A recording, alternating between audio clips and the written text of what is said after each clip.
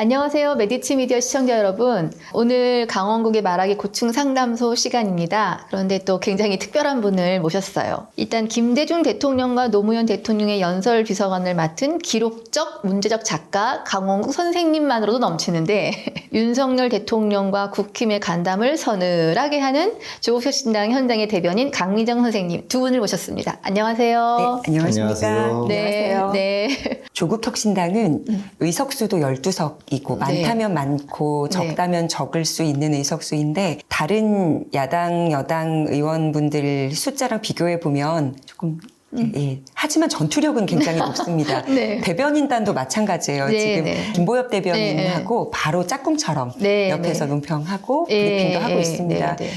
사실 아나운서 출신 정치인들 많긴 하지만 또 다른 영역이다 보니까 이게 이쪽에 뿌리 내리는 게 정말 쉽지 않은데 좀 많이 기대가 되고요. 정말 잘하고 계십니다. 정치 고관여층 분들이나 올해 여의도에 몸담고 계신 분들이 저를 보면 아마 다 보이실 거예요. 정치에 대해 별로 아는 것도 없고 현안에 대해서도 사실 잘 모르고 근데 오죽하면 저 인물이 지금 여의도에 와서 마이크를 잡고 이야기를 하는 상황까지 왔을까. 지금의 정부가 얼마나 무도한지 그리고 형편없는지를 반증해주는 캐릭터가 되었다고 그러니까 생각을 이 시대가 해요. 이 상황이 불러낸 거죠. 브리핑 하실 때 보면 이 말씀하시는 게 거의 연기에 가까운 쉴 때 딱딱 쉬고 감정 넣을 때 딱딱 넣고 하는 게 정말 프로구나. 그 원고를 사실 저는 논평을 배운 적이 없고 네. 부끄러운 이제 이야기지만 민주당, 국민의힘 그리고 지금 다른 그 전에 있었던 당에서의 논평 브리핑을 사실 본 적이 없어요. 그래서 하고 싶은 말을 일단 다 해보라고 기회를 주셨거든요. 당에서도 너무 소수로 정신없이 돌아가는 상황이었기 때문에 조국 대표께서도 물론 속독으로 다 확인은 하시겠지만 일일이 이렇게 해라라는 어떤 지침은 없었어요. 아, 그러면 직접 작성하고 그냥 내보내는 거예요? 네, 그리고 와. 선 브리핑 후 감사. 그리고 옆에 김보엽 대변인께서 이 얘기를 하면 명예훼손이 될 수 있어요. 아니면 이건 너무 중립을 지키지 못하는 발언이 될 수 있어요라고. 내지는 품격 떨어져요. 예, 맞습니다. 아, 그러면 직접 다 작성하시는 거예요? 네, 지금도? 그리고 도움을 받아요. 어떤 부분은 빼야 되고. 일당천입니다. 예.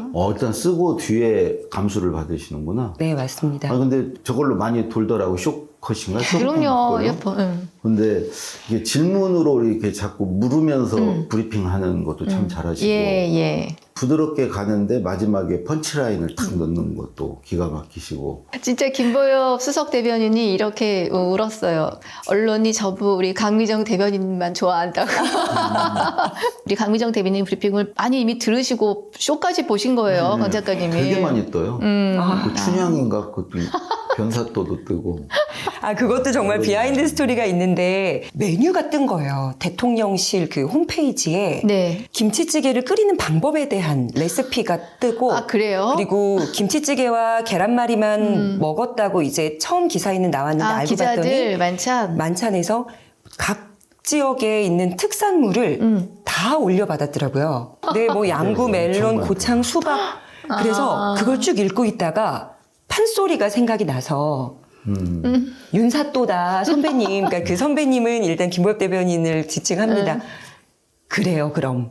우리가 한번 춘향가랑 매칭해 봅시다. 이렇게 된 거예요. 사또 잔치다고. 네. 그리고 변사또. 그러면 저희가 암행어사 출두까지 갈까요? 그러니 아니요. 자, 생각해보자. 암행어사 출두는 이 브리핑을 듣고 이제 뭔가 자기 의견을 표명하는 국민들의 몫입니다.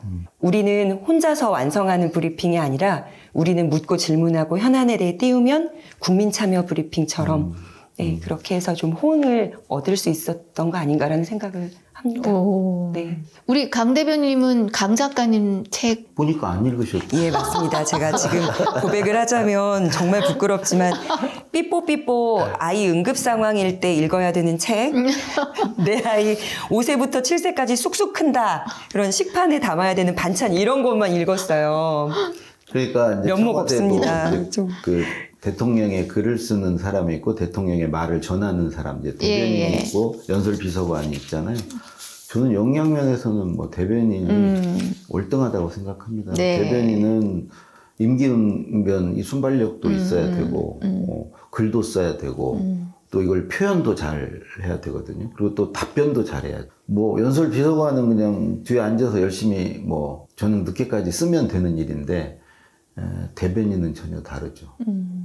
저도 제안을 받은 적이 있는데 저는 도저히 엄두가 안 나더라고요. 대변인. 우리 강 작가님이 대변인에서 되게 재밌었을 아니 뭐 것 같아요. 인물도 네. 되고 뭐 다 되시니까. 글도 되고 다 됐는데 순발력이 없어. 그게 오히려 장점. 임기응변이 안 돼. 씩 웃으면서. 네. 아, 그거는 안 돼. 그 메시지 비서관, 연설 비서관 분들의 공통점을 제가 발견을 했어요. 네. 다 흰머리를 가지고 계시더라고요. 아, 이런. 얼마나 고충이 심하면 이런. 저희 그 두 메시지 비서관 또 김보엽 대변인 다 안경을 쓰시거든요. 네네. 근데 글을 이제 완성하고 그리고 나서 딱 머리에 얹어놨던 안경을 다시 쓴단 말이에요. 머리에 얹어놨던 안경에 김이 낀 거예요. 아, 여기서 연기가 나서. 예, 한 번도 못 일어나고 아침 6시부터 시작해서 9시 되면 끝나는 거였거든요, 몸으로 일정이. 때우는 자리인데. 그래서 열기가 막 엄청납니다. 조국 흰머리가 대표님은 안경 안 쓰시죠? 쓰세요. 아, 보실 때만. 글 읽을 때는 네, 쓰십니까? 네. 말하기, 글쓰기의 달인들이십니다. 경지에 오르셨어요.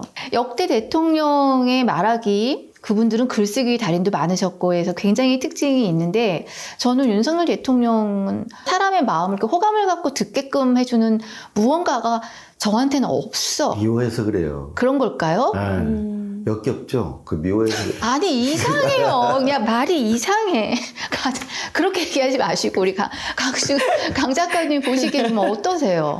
보통은 이제 대통령 임기가 훅 지나가요. 저는 2번 경험해봤잖아요. 어느새 벌써 몇 년째야? 이렇게 네. 되는데 정말 이번 정권은 마디게 가는 것 같아요. 아주 지루하게 가. 지긋지긋하게. 아직도 2년밖에 안 됐어. 2년밖에 안 됐어. 저는 그 강원국 선생님 말씀에 적극 동의하는 게 매일매일 새로운 사건을 내놔요. 정말 일부러 이렇게 하려고 해도 못할 것 같은 능력자들인 것 같아요. 저도 노무현 대통령, 김대중 대통령 이제 재임하실 때는 어렸잖아요. 그러면 대통령은 누구 이렇게 나는 성장하고 졸업하고 그러면 다음번 대통령이 이제 다시 선거 치르고 당선이 되는 걸 경험했는데 지금은 일주일도 너무 버겁고 한 달 지나면 훅 늙어 있는 듯한 아니, 기분이에요. 노무현 대통령 때 몇 살이었는데? 뭐 엄청 뭐 초등학생 시절에 있던 것처럼 오해할 것 같아요. 예, 노무현 대통령 당선 그 선거하실 때 제가 고3이었어요. 그래요? 네, 그때 많은 사건들이 있었거든요. 제 나름은 미선희 호순이가 미군 장갑차에 깔려서 죽고 저는 또 후배들을 데리고 미군 부대 앞으로 가서 비행기 날리고 촛불 집회 이제 시작이라고 할 수 있는 그렇게 목소리를 냈던 학생 대표였고 대표였어요? 그리고 수능 치르고 하고 나니까 너무나 자연스럽게 노무현 대통령이 된 거예요. 세상은 그런 줄 알았어요. 국민은 목소리를 내고 그 목소리를 들어주는 정부가 있고 원하는 대통령이 너무 이제 점점 세상이 발전한다? 행복해지는구나.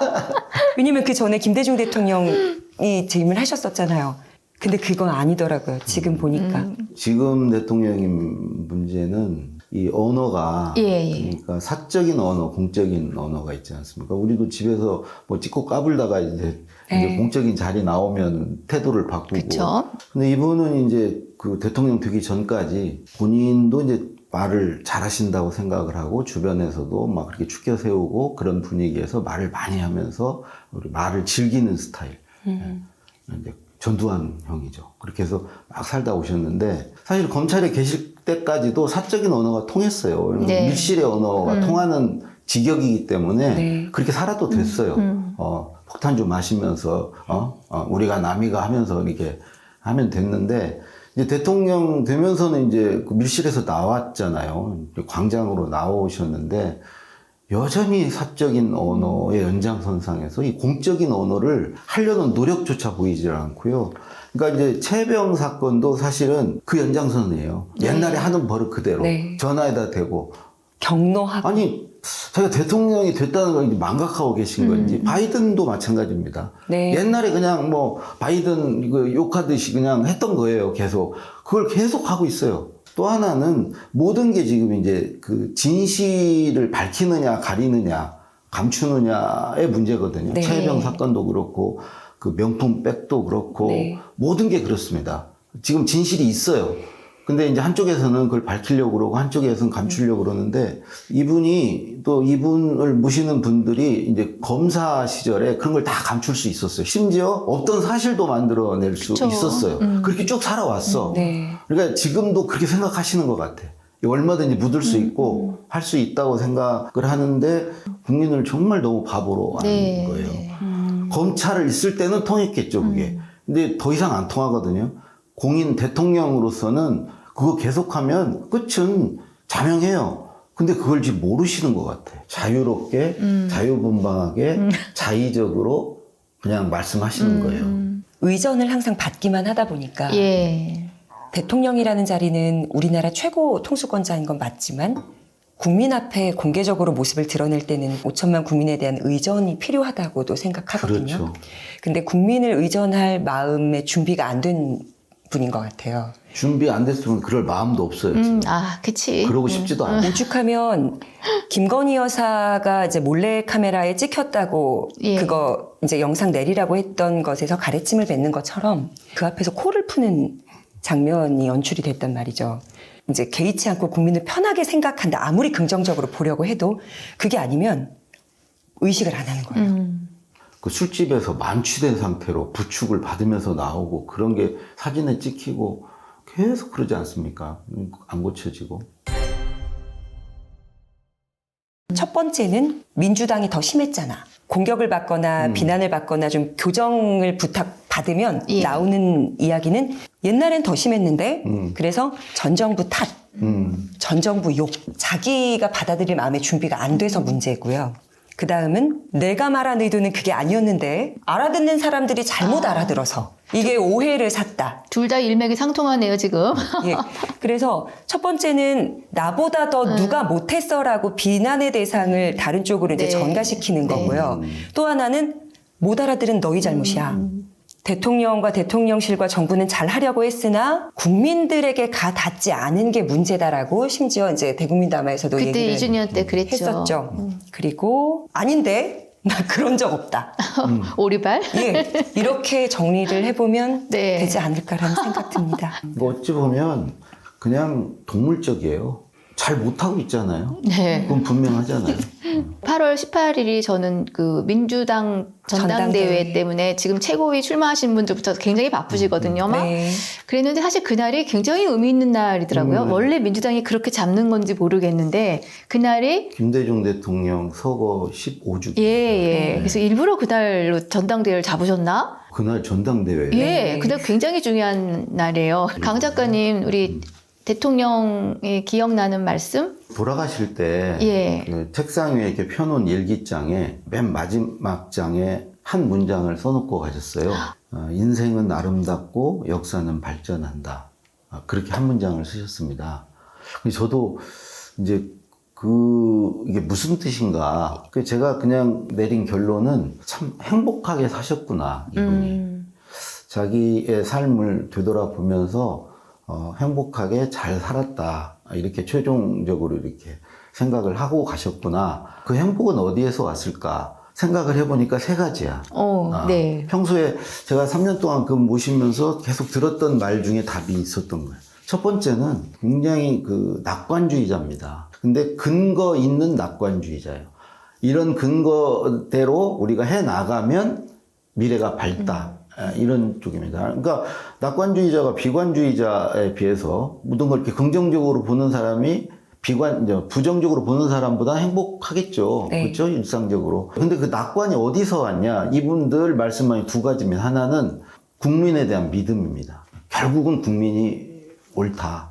우리 지금 현재 대통령을 보면 국민을 믿지 않아요. 혐의를 두고 사람을 봐요. 그래서 뭐 카르텔이니 공산 전체주의니 네. 예. 반 국가 세력이니 여기에 이제 대다수 국민이 포함되는 거거든요. 국민의 혐의점을 두고 의심하는 눈으로 봅니다. 그래서 뭔가를 잡아내려고 한 네. 철저하게 김대중 대통령 국민을 믿었습니다. 국민을 믿고 국민과 함께 하면 못 해낼 게 없다 생각하셨고, 그게 이제 낙관의 근거 중에 하나고, 또 하나의 근거는 역사는 발전한다예요. 반드시 정의가 승리한다. 언젠가는 정의가 승리한다. 사형선고 받고도 이제 전두환이 회유했을 때 자기는 지금 죽고 역사에서 살겠다. 왜냐면 역사는 정의의 손을 들어줄 거기 때문에 나는 그걸 믿고 지금 기꺼이 죽겠다.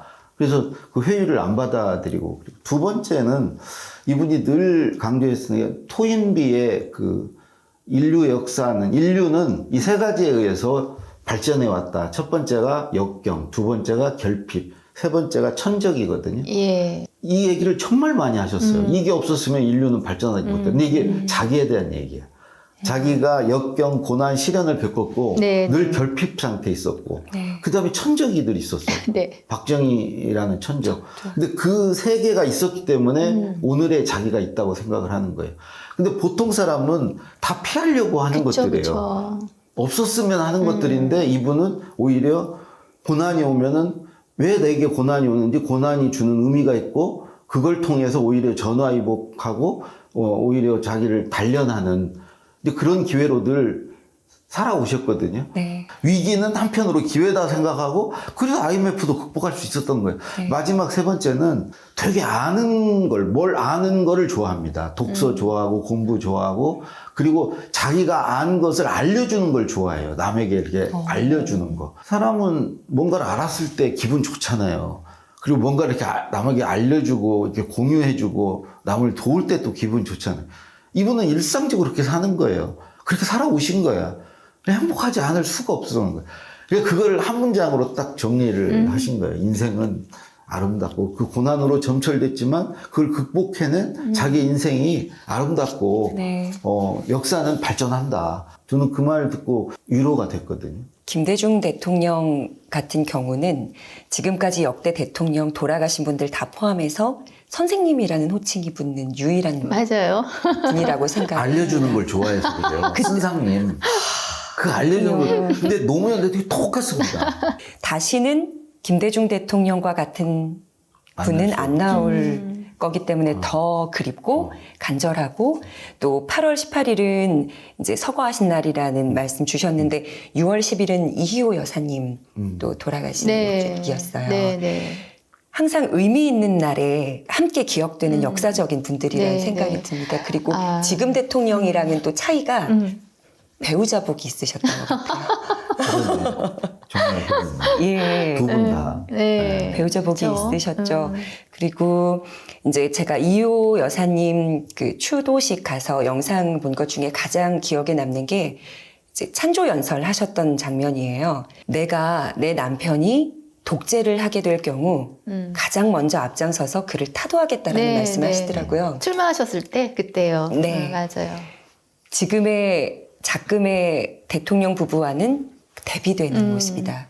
사실 저는 생각 이호 들었습니다. 여사님은 그러니까 누군가의 아내로서의 여사님보다는 독립된 여성 운동가. 네, 네. 네. 두 그러니까 분은 저희가 오히려 그분을 제대로 조명하지 못하고 있다는 맞아요. 생각이 들더라고요. 그분은 한 분으로서의 정말 위대한 정치 야. 지도자예요.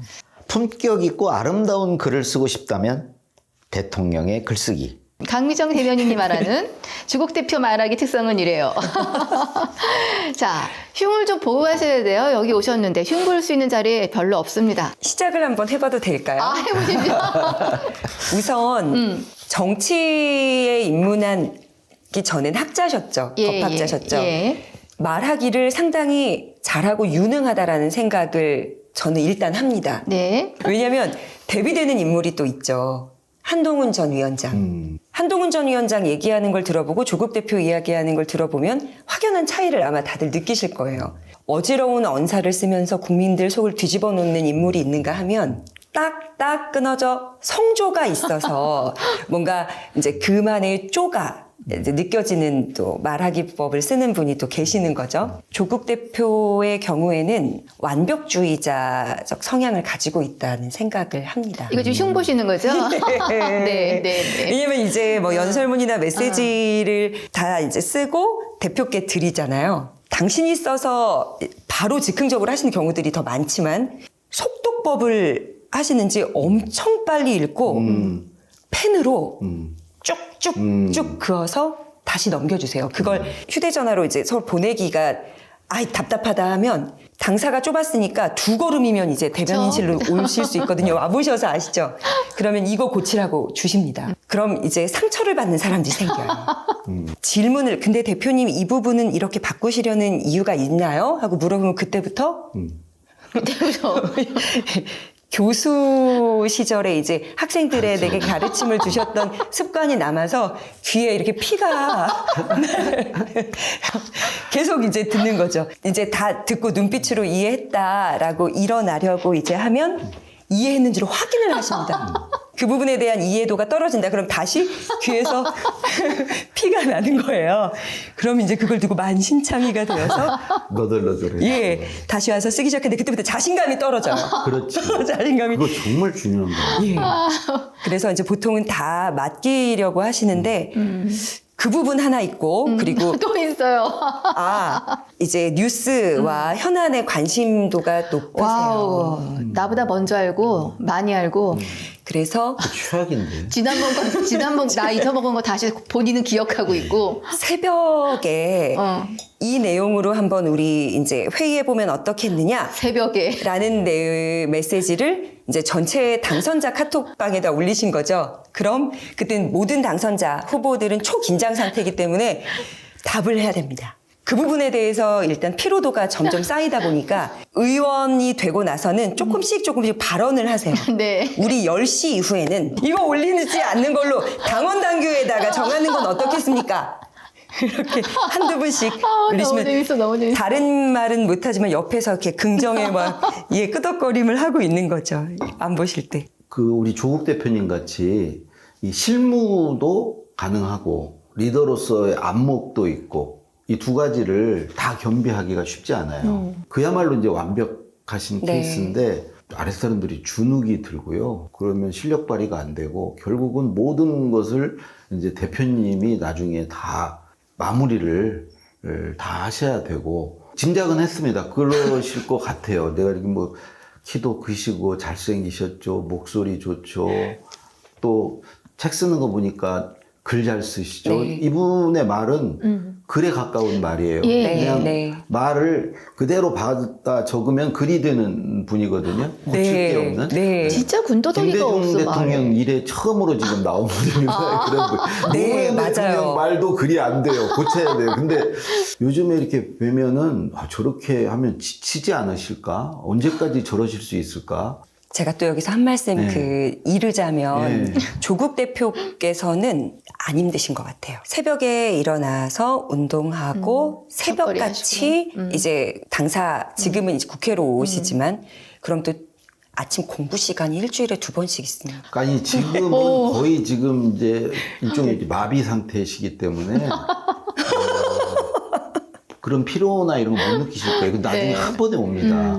저는 예전에 그 문재인 대통령 초기에 그 민정수석 하시면서 그 네. 텀블러 들고 네. 청와대 녹지원 앞에 이렇게 사진, 4-5분 이렇게 네. 걷는 모습. 그냥 그 사진 한 장으로 힐링이 되더라고요. 맞아요. 나 그때로 그때 돌아가셨으면 좋겠어. 지금도 텀블러를 들고 걸으시는데 이제 보통 동선이 겹치면 의원실이 같은 층 한 층 위아래니까 조국혁신당 의원분들이 가다가 대표님이 느껴진다.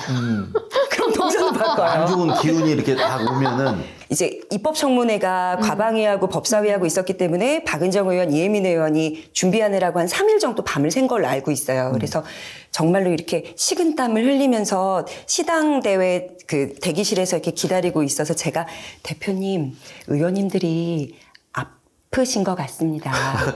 이제 몸이 이제 몸살 올 것 같아요. 그랬더니 예. 자, 우리 당에는 김선민 의원이 있다. 주치의가 계시다. 선 예방, 후 치료가 다 가능하다는 거예요. 그래서 나머지 우리 갑자기 궁금해졌어. 우리 대표님 휴가 일정은 잡으셨어요? 없습니다. 아, 그러니까 휴가 다 밑에도 못 가지 휴가를.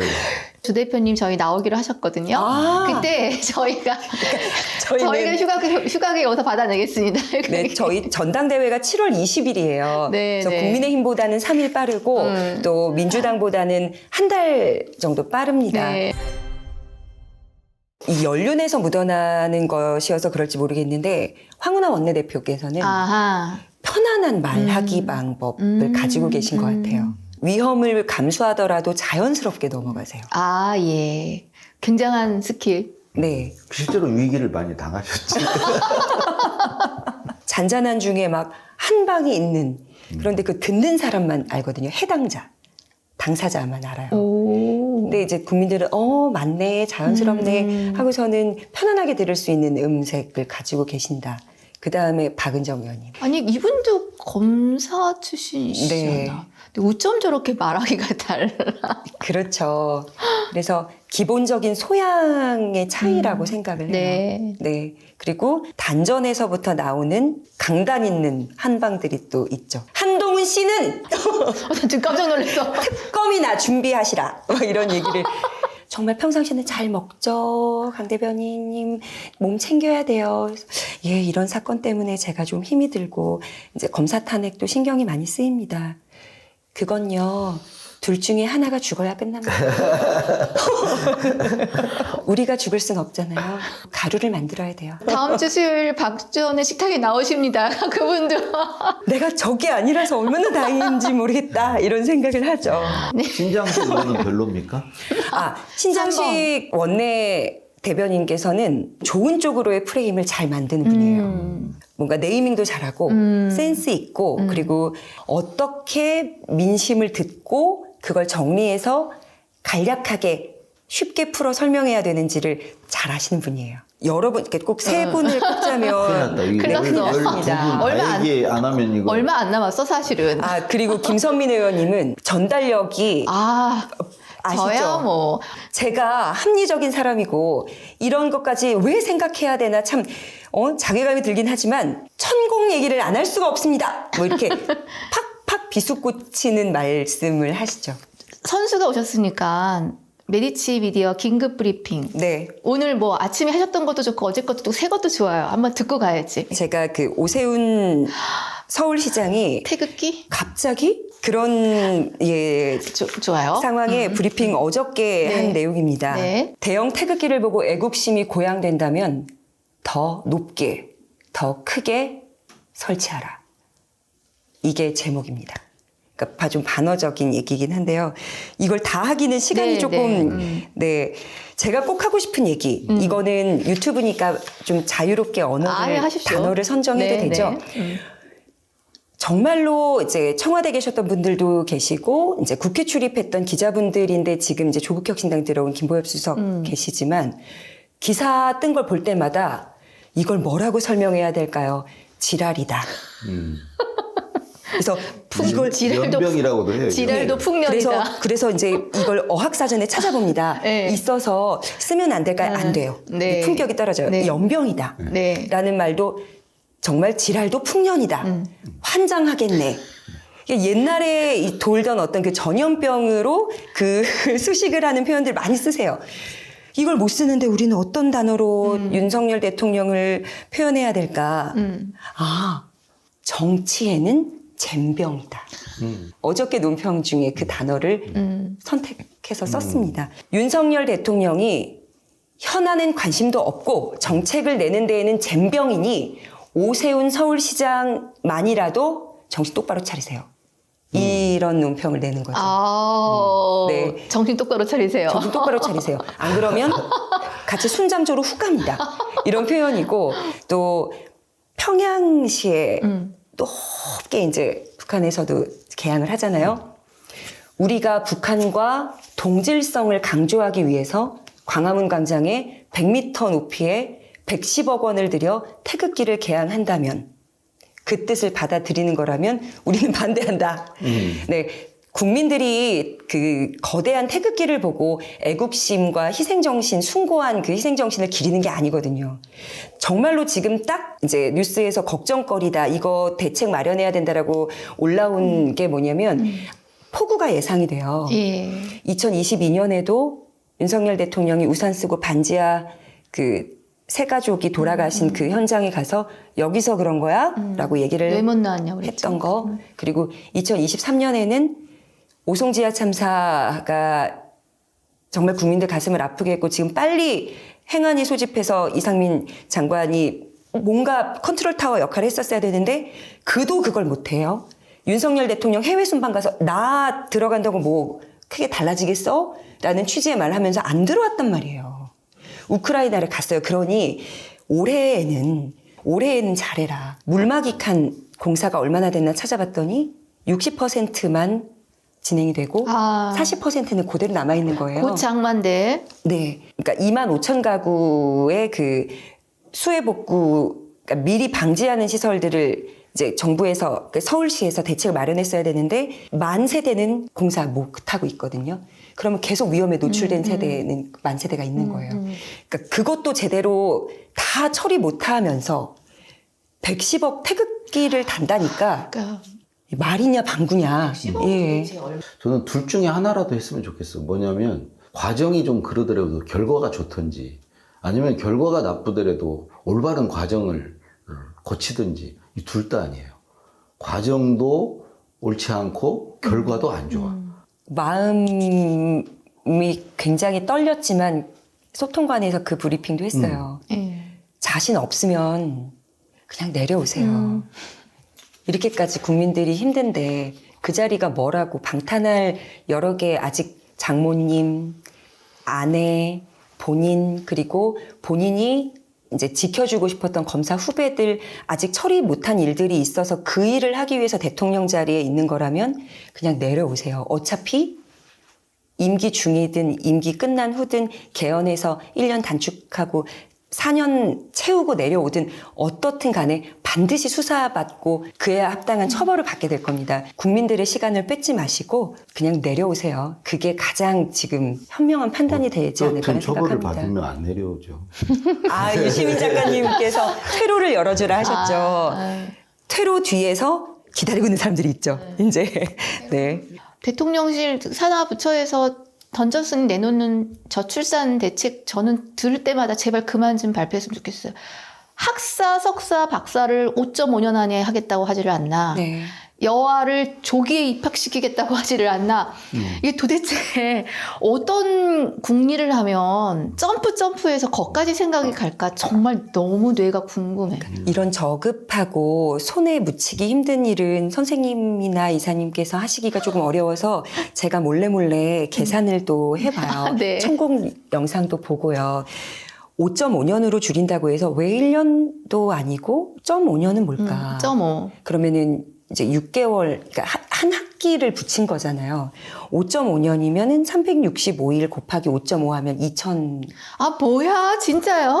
이게 오차 범위가 좀 있는데 왜 딱 2000이 아니고 2007이지? 하고 5.4를 곱해 봤어요. 네. 그러면 2000하고 더 멀어지는 숫자가 나와요. 그래서 2000과 가장 가까운 수가 5.5예요.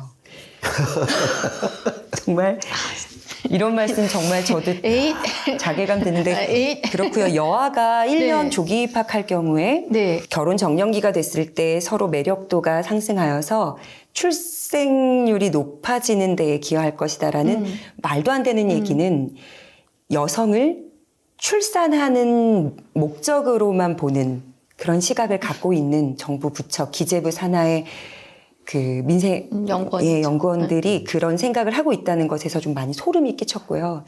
제가 두 아이를 제왕절개로 낳았거든요, 이사님. 무통주사 더하기 페인버스터를 선택을 해서 했어요. 통증이 느껴질 때마다 누르면 좀 이겨내기가 좋거든요. 분명히 윤석열 정부에서 제왕절개하는 산모의 부담 비율을 5%에서 0%로 낮춘다고 했어요. 근데 갑자기 페인버스터 그 비용을 비급여로 100% 산모가 내도록 어떤 걸 따라야 될지 모르겠어요. 그래서 천공 영상을 봤어요. 또? 고통이 있어야만 교훈을 얻을 수 있고 아이를 낳을 때 그 고통을 반드시 이제 감수해야 된다는 거죠. 그러니까 천공의 의견과 그 전의 정책은 괴리가 있던 거예요. 그래서 마지막에는 천공의 말을 들었다. 그래서 영일만 시추공사도 중간에 중단될 수 있어요. 왜요? 천공이 하지 말라 그랬어요. 아, 우리나라 유전 밑에 뚫으면 기름 다 나온다. 근데 그 후에는 있지만 하지 마라. 그 영상 올라와서 설마 정말 이거 중간에 멈추면 물론 멈추는 걸 대부분의 국민들이 원하지만 멈추면 와 이거 정말 코미디다. 지금 정부니까 예. 그런 거죠. 이제 정부가 바뀌면 네. 다시 정상적인 사고를 정상적으로. 할 수 있게 될 겁니다. 아유, 네. 알겠습니다. 자, 아까 많은 얘기 했는데, 시간 또 많이 지났어요. 마지막 마무리로, 강미정이 묻고 강원국이 답한다를 제가 잠깐 좀 한번 잡아봤는데, 어쨌든 대변인 늘 고통스럽잖아. 어떻게 하면 말을 잘 전달할 것인가. 네. 저렇게 한번 물어보시는 시간을 두 분은 코칭 시간을 전문가 갖겠습니다. 아나운서께서 뭘 저한테 물을 일이 뭐가 있겠어요. 그래도 많은 수의 앵커 아나운서들은 기자분들이 올려준 기사에서 발췌해서 정리된 작가들이 정리해서 올려준 것들을 보고 내가 의견을 좀 더 덧붙인다거나 내 입에 맞게 이제 문맥을 바꾸는 정도까지 하거든요. 지금 하는 일은 좀 많이 달라요, 선생님. 그럼 제가 꼭 잊지 말고 가져야 되는 태도, 잘할 수 있는 팁. 저는 그 방송 진행하던 시기에는 새벽에 있는 게 그렇게 좋았어요. 새벽에 공부하면 되니까. 예. 네. 새벽에 잠만 좀 양보하면 내가 준비할 수 있으니까 사실 그 방법밖에 없는 것 조국 같은데. 대표님을 뭐라고. 근데 조국 대표님 같은 경우는 네, 그런 준비가 별로 필요 없으신 이미 공부가 되어 맞아요. 있는 이제 그런 분이시니까 그런 분 모시기가 사실 힘들죠. 그런 분 밑에서 단련을 받으면 나중에 다 날로 먹을 수 있습니다. 그런 기회로 네. 삼으시고 이 시간 금방 가요. 갑자기 한동훈 전 위원장이 나와서 헌법 84조를 독자적으로 그걸 그렇게 해석하는 게 독자적인지도 몰랐어요. 법 전문가니까 헌법 84조가 그게 맞나 봐 하고 있는데 조국 대표께서 엉망이다. 정반대로 해석하고 있다. 그러면 84조를 봐야 되잖아요. 그런 것부터 배워야 될 게 많으니까 이제 다 받아들이고 시간 금방 가니까 배우라고 하시는데 이번에 또 조국혁신당에서 검찰개혁 4법을 냈단 말이에요, 선생님. 하나도 모르겠어요. 그렇죠. 정말 아는 채 하시면 안 되고 모르니까요. 정말 모른다고 예. 묻고 도와달라고 하고 거기 다 훌륭하신 분들 많으니까요. 근데 아직까지 붙들고 각자의 문제 저도 피해 다니실 수 있어요. 제가 물어본다. 제가 우리 자꾸 물어본다. 큰일 났다 해서 저와 조국 대표님을 다 피해 다니실 게 생겼습니다. 의원분들도 비슷한 상황이 많이 있으실 것 같아요. 그 특정 분야 외에는 네. 다 사실 자기 분야가 아닌데 그분들 제가 모실 때마다 좀 신뢰가 될 것도 같지만 정치인인데 당에서 발표한 건데 그건 제 분야가 아니라 모르겠다고 얘기하실 분들이 아무도 안 계시고 또 다 말씀하세요. 그래서 이분들은 도대체 공부를 언제 하시나 이런. 왜냐면 내일이 아니라고 해서 그 일을 함께 하지 않는 건 안 된다고. 안 된다고. 아침마다 강조하시거든요. 그리고 제가 알기로 의원님들이 최소한 보직을 2개 이상 맡고 계시죠? 그것부터 이제 지역의 민원들도 들으셔야 되니까 알겠습니다. 지역 관리도 하고 하십니다. 네. 조언 한 말씀 해주세요. 어떠한 자세로? 저는 하루하루 버티시라고 리얼해. 마음에 들어. 내일 일을 생각하지 마시라. 오늘 하루 무사히 예? 그런 마음으로 하루하루 버티셔라. 그러다 보면 금세 시간 간다. 제가 처음에 입당하면서 약속을 한 게 있어요. 그때는 다 모르니까 오늘만 살고 내일 죽을 것처럼 일하겠습니다. 그런데 그걸 실현시켜주고 계신다. 내일 죽었다. 오늘만 다음날 살아나는. 저희 의원님들 락앤락 통에 네네. 주먹밥 말아가지고 가지고 다니세요. 차를 가끔 얻어 타다 보면 밥풀이 묻어있는 통이 밑에 있어요. 이게 뭐냐고. 저 시간이 없어서 차에서 네, 식사하신다고. 조국 대표님이 식사도 속도가 빠르세요. 아유, 별게 다 빨라. 아, 별게 다 빨라. 24시간을 48시간으로 쓰고 계시다는 얘기인 거죠, 지금? 메디치미디어 구독자 여러분, 강강남매가 출연한 오늘 이 촬영분을 시작으로 20만 만들어주시기를 좋아요, 구독, 알림 설정 부탁드리겠습니다. 저희가 7월 20일에 전당대회가 있어요. 다수의 언론에서 어차피 대표는 조국 아니야? 라면서 이제 기대감을 좀 떨어뜨리는 기사들을 많이 내시는데 지금 당대표 출사표 던지려고 이렇게 움직이시는 분들이 계십니다. 그리고 최고위원회도 이제 출사표 던질 분들이 계시거든요. 근데 다만 당대표가 누가 될까 축구 경기 보는 듯한 그런 기대감보다는 우리가 조국혁신당에 조금 더 관심을 가지고 어떤 공약으로 어떤 분들이 어떤 매력을 가지고 이 당에서 의원으로 활동하고 있는지를 기대하고 지켜봐 주신다는 데에 저희는 의의를 두거든요. 그러니 민주당, 국민의힘 전당대회에 큰 관심 가지고 계시는 거 아는데 조국혁신당에도 그 관심을 좀 나눠주셨으면 좋겠습니다. 저가 한번 대표에 하실 수 있어요. 하실 수 있어요. 저희 그 당원이시고 CMS로 당비 납부를 예. 당비 납부를. 메디치가 어렵습니다. 책도 안 팔리고요. 맞아요. 정말 어렵습니다. 책 안 읽어요. 지금 악정고투하고 있는 겁니다. 이걸 접어야 됩니다. 이걸 계속 이렇게 되면 메디치 TV가 위험합니다. 정말 부탁드립니다. 구독, 좋아요, 알림 설정. 구독, 좋아요, 안 그러면 죽어. 네.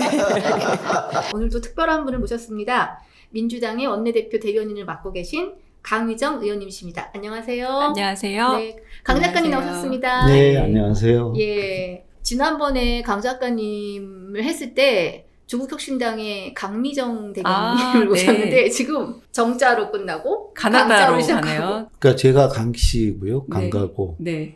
두 분은 또 두 분 다 대변인이시거든요. 그러니까. 그래서 이게 말하기 고충 상담소기 때문에 이게 말 잘하시는 두 분을 모신 거고요. 근데 묘하게 또 두 분이 다 강씨시고 또 두 분이 자매가 끝자가 네요. 같아요. 네. 네, 미정, 유정. 네, 네. 예. 네. 자, 앞에 지금 좋아요 후원하는 거 문패 여기 해놨는데 메디치 미디어 유튜브 아직 안 하시면 저희 좋아요 하시고 가서 저쪽도 해주시고 바랍니다. 강 의원님을 아시지요? 아는 정도가 아니고 제가 음. 오랜 팬입니다. 오랜 팬. 네, 저널리즘 제이. 음. 네, 그때부터 팬이고 그 뉴스공장 팬이고 워낙 좋아합니다. 직업이 되게 많으시잖아요. 복수를 하셨던. 네. 근데 저는 영화 비평보다는 언론 비평이 훨씬 더 네. 저한테는 네. 이미지가 네. 환영사는 이렇게 하는 거다 이렇게 조금 한번 교본을 환영사. 네. 제가 여러분을 환영하는 아니 강 입장에서. 작가님이 이렇게 환영한 내빈을 소개하는 네네네. 네, 말하기 고충 상담소가 지금 뜨지를 않아서 네. 계속 어떻게 이걸 띄워보려고 이렇게 나와주셔서 정말 감사하고요. 오늘 한번 지난번 대변인. 강미정 대변인 나오셨을 때 괜찮았거든요. 네. 15만 15만. 많이 보셨네요. 오늘은 뭐 최소 20만 분. 솔직함으로 간 환영사를 들으셨습니다. 자, 이번 주제는 워낙 직업이셔서 조금 전문가의 영역이고요. 사실은 우리도 이걸 숙제를 한다든가 이런 영역을 할 때가 있어요. 우리 의원님의 전문 분야인 비평입니다. 네, 그래서 오늘은 비판하는 비평, 좋은 비평은 땡땡이 있다. 네, 이 얘기를 좀 풀어가기로 하고요. 2005년도에 리즈 시절인데 삼관왕. 네. 신춘문예 평론 부분에 상관왕을 하셨는데 어떻게 상관왕을? 근데 뭐 상관왕이 되려고 시도를 한 건 아니고요. 네. 오히려 그 선생님도 느끼겠지만 글을 쓰고 할 때는 좀 에너지가 확 집중될 때가 있는 것 같아요. 그래서 좀 그 글감도 잘 떠오르고 앉았을 때 약간 굉장히 힘있게 문장이 쭉쭉 나갈 때가 있거든요. 그래서 그 해에 사실은 사관왕이 될 뻔했어요. 오. 나머지 한 군데도 냈는데 그게 최종심에서 끝까지 겨루다가 예. 안 된 것도 있거든요. 근데 그렇게 따지면 그 해에는 굉장히 필력이 좋았던 해가 아닌가. 그러니까 각기 생각이 다른 작품을 다른 작품들로 다른 매체에 했죠. 쭉 넣은 거죠. 네네네. 그거 동일한 거 매체. 넣으면 안 돼요. 아니, 심사에서 떨어지고 만약 당선이 돼도 취소가 중복으로, 되니까요. 그래서 이게 제가 조금 조심스러운 말인데 특히 영화평론 같은 경우는 제가 박찬욱 감독의 올드보이를 보고 나서 네. 잠이 안 오는 거예요. 영화 너무 좋아서. 그래서 그 작품을 가지고 그냥 쭉 거의 그분이 오듯이 쭉 써나가서 퇴고 한 번 하고 보낸 게 오히려 잘 된 경우였어요. 근데 그게 그날이 아니라 이렇게 앞선 원고들을 쓴 나머지 여진이 남아 있었고 그 힘들이 기본적인 자양분이 된 거죠. 어디에 되신 거예요? 그래서 조선일보, 경향신문, 동아일보. 그러니까 그때만 해도 뭐 맞아요. 조선 동아에 아이고, 드셨네. 게이머. 네네네. 네. 그럼요. 그 문학평론이나 이런 거는 그냥 저한테는 등단을 하는 게 의미 있다 생각해서 모든 신문에 한번 제가 넣고 싶은 신문에 넣어본 거였고 그래서 제가 지금도 경향신문, 조선일보 같이 구독은 하고 있거든요. 한겨레까지. 다 읽습니다. 근데 어쨌든 제 과거에 좀 아주 의미 있었던 그 누군가의 경험담 중 하나가 지금은 의원이 아니신 유승민, 국민의힘의 의원 유승민 의원이 한겨레 신문을 처음부터 끝까지 아주 정독을 하더라. 라는 얘기가 저한테 인상적이었어요. 그래서 조선일보를 아예 저는 안 읽는 게 아니라 이 사람들은 어떤 언어로 무슨 얘기를 하나를 사실 좀 꼼꼼하게 보는 편입니다. 마지막 그 외부인 칼럼까지도 어떤 사람들이 여기에 기고를 하나 좀 꼼꼼히 읽는 편인데 그래서 그 당시에 그렇게 해서 이제 방금 말씀하신 것처럼 경향신문, 조선일보가 다 된 것도 좀 특이하게 많이 보셨어요. 네. 이 두 군데 다 투고도 하고 둘 다 되는 것도 신기하다라고 네, 생각하시는 분들도 있었습니다. 네. 참고로 그 대통령의 글쓰기도 한겨레와 조선일보가 다 올해의 책으로 2014년에 중요합니다. 네. 네, 중요합니다. 좋은 알려야죠. 거는 여야가 구분 없다. 우리 강 의원님은 강 작가님 책이나 뭐 이렇게 방송하시는 걸 좀 들어보셨어요? 저는 책을 몇 권 사서 읽었고요. 그리고 말씀하시는 것도 워낙에 그 라디오 같은 경우는 진행하시기도 하고 하셔가지고 종종 들었습니다. 제가 이제 과거에 이제 라디오 채널을 맞춰놓고 그냥 차에서 운전하거나 이런 경우가 많아가지고 종종 네. 들었죠. 네. 그 KBS 일라디오에 강유정의 영화관이라는 프로 하실 때 저도 맞습니다. 강원국의 지금 이 사람 네. 같이 네. 네. 와, 공통점도. 아까 그러셨어요. 글을 쓸 때는 그 어떤 시간 안에 응축되니 사실 저도 텍스트로 먹고 살던 사람이고 방송이 굉장히 아직도 뭐 유튜브 지금 네. 익숙지 않은데 두 분은 그러고 보면은 글쓰기가 사실은 기본 바탕이에요. 지금은 이제 말하기를 앞세우고 계시지만 예, 쓰는 거 행위 자체가 굉장히 중요한 바닥이신 분이다 이런 생각이 좀 드네요. 알겠습니다. 강 의원님 요새 그 국회 상임위가 문광이죠? 문체위라고 불러요? 문체위라고 문체위라고 보통 불러요. 불러요? 문화체육 관광 다 하고 네, 있지만 네. 보통 문체위라고 부르고요. 그거랑 운영위 두 군데. 예. 근데 1·3화 올림픽 보셨겠어요? 올림픽을 1·3화도 보고 네. 안 그래도 제가 패럴림픽에는 그 국회 차원에서 제가 또 참여를 합니다. 아, 그래요? 네, 네. 예, 그래서 예. 패럴림픽도 되게 의미 있는 올림픽 그렇죠. 중요한 예, 예. 2분의 1이라고 할 수 있잖아요. 그래서 한번 이제 가게 될 텐데 지금 제가 느끼는 거는 확실히 예전과는 우리가 스포츠를 즐기는 선수들의 태도와 그리고 보시는 시청자분들도 많이 달라진 달랐어요. 듯해요. 그래서 정말 최선을 다하는 모습 그 자체에 되게 열심히시고 어제는 저는 유도 혼성 유도 그게 너무 보셨어요? 재미있더라고요. 그래서 뭐 안바울 선수의 네, 네. 이기기보다 더 재밌는 버티기? 그래서 와, 이 버텨서 이겨내는 게 이런 거구나. 사실 요즘 전국이 워낙 버티기 전국이잖아요. 야당 입장에서 특히. 네, 네. 그런 입장에서 버텨서 이겨내는 게 저런 거구나를 저는 좀 어제 안바울 선수 보면서 저 나름대로 또 비유적으로 좀 위로를 받았습니다.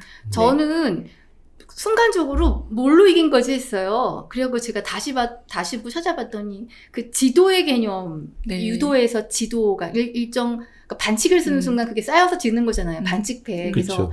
예, 스포츠에서 많은 규칙이 다 있지만 유도의 경우에는 정말 중요하구나. 저는 오히려 버티기 전국, 반칙을 많이 사용하고 있는 전국 이런 생각도 떠올랐는데 네. 자, 우리 메디치 미디어 유튜브에는 처음 나오셨습니다. 강 의원님이. 그래서 요거 하나 여쭙고 본론으로 들어갈게요. 아직 3개월이 안 되신 거죠? 100일? 100일이 아직 안 됐죠. 5월 말이죠, 8월 개원이. 8월 8일이 100일 정도인가 봐요. 아, 그래요? 네네네. 그래서 아마 그때 왜 알고 있냐면 원내대표 취임 100일 기념 그 인터뷰 사회를 제가 보기 때문에 기억하고 그러시군요. 있는데 그쯤 되나 봅니다. 네. 네네네. 정치하겠다고 결심하시고 나서 해보니 내가 생각했던, 각오했던 것보다 조금 더하다 이런 부분 느끼시는 게 있으실 것 같아요. 괜히 했어까지는 안 가도. 일단은 약간 두 가지 정도인데요. 저는 사실상 국회의원이 어떤 일을 하는지를 모르고 전혀 모른 채로 시작했어요. 되게 급박하게 제의도 받고 수락을 하고 그리고 바로 정치를 시작했는데 개원 전에 원내대변인으로 먼저 예.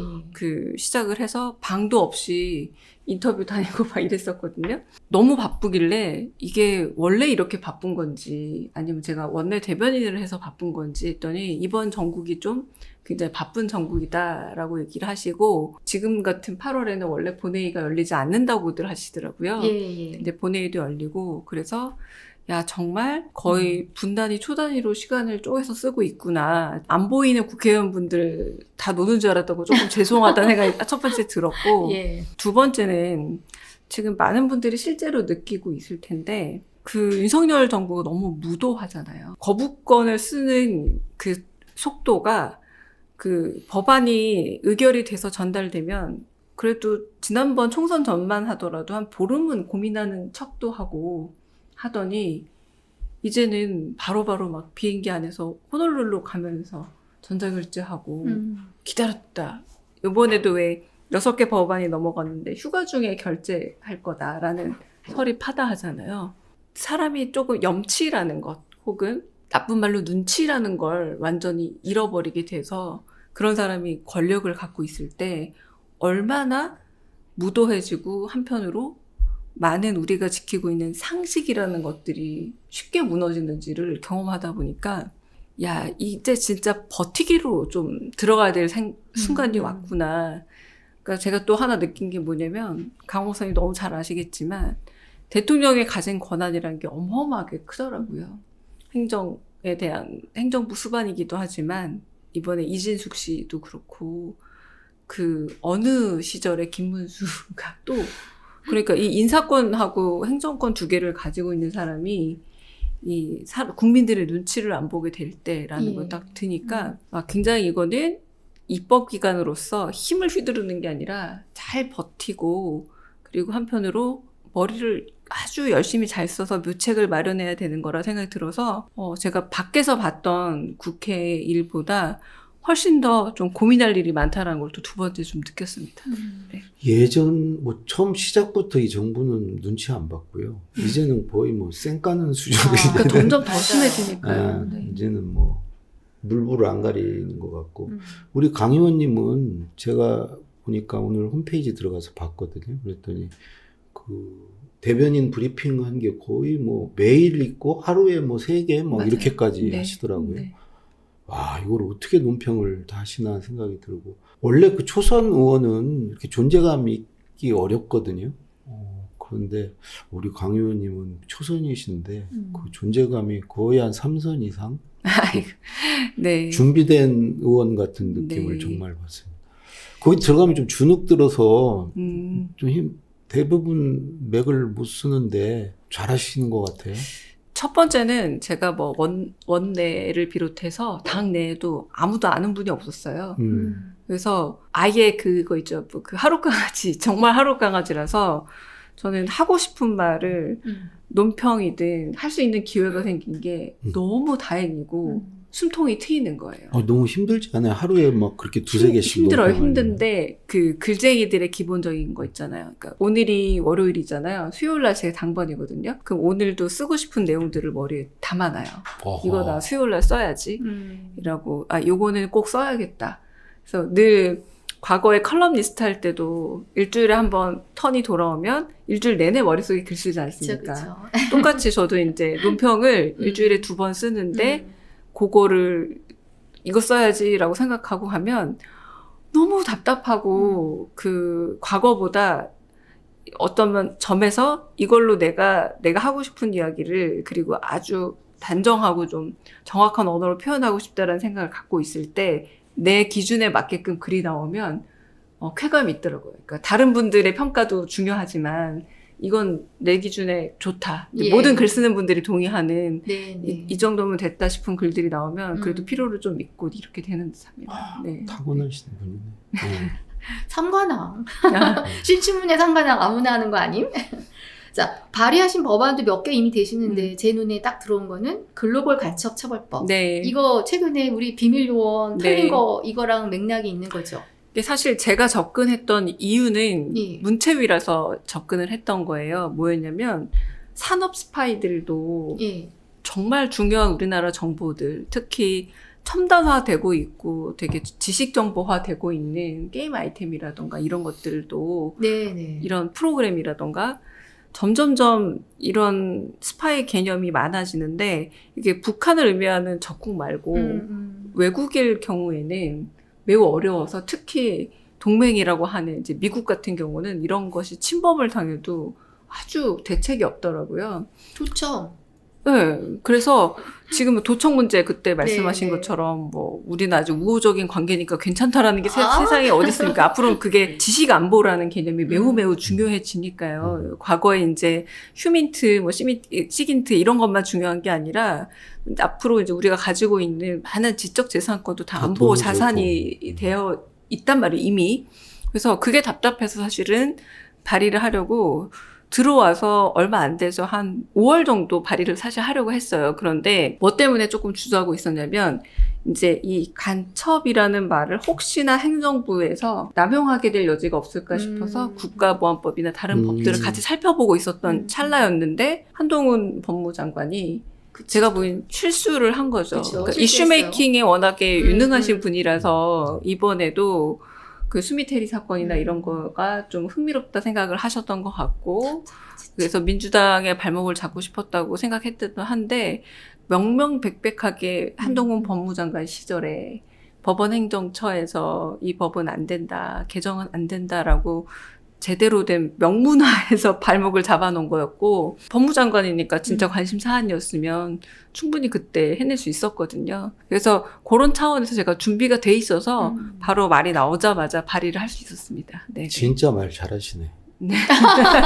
그죠. 말하기에 것처럼. 모범을 보이시네 지금. 한동훈 대표에게 축하의 의미로 그 비평 한번 다시 떠올려서 한번 해주십시오. 어떤 비평이요? 그렇게 네. 착각하고 기회다 하고 그냥 탁 순발력 있다고 본인 생각했을 그러니까 거. 방금 말했던 그건데요. 네, 본인이 할 수 있을 때 본인이 했으면 되는 일입니다.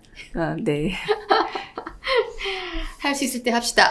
네. 자, 이제 본격적으로 비평의 세계로 들어가 볼게요. 사실은 좀 어려워요. 그래서 제가 이게 지금 질문을 하나 드리고도 이게 맞는 질문이야. 이런 추상적인 질문은 옳지 않은 한 게 뭐냐면 단어 들으면 부담되고요. 사실 실제로 소설에 가면 이걸로 싸움도 났어요. 그러니까 무슨 얘기냐.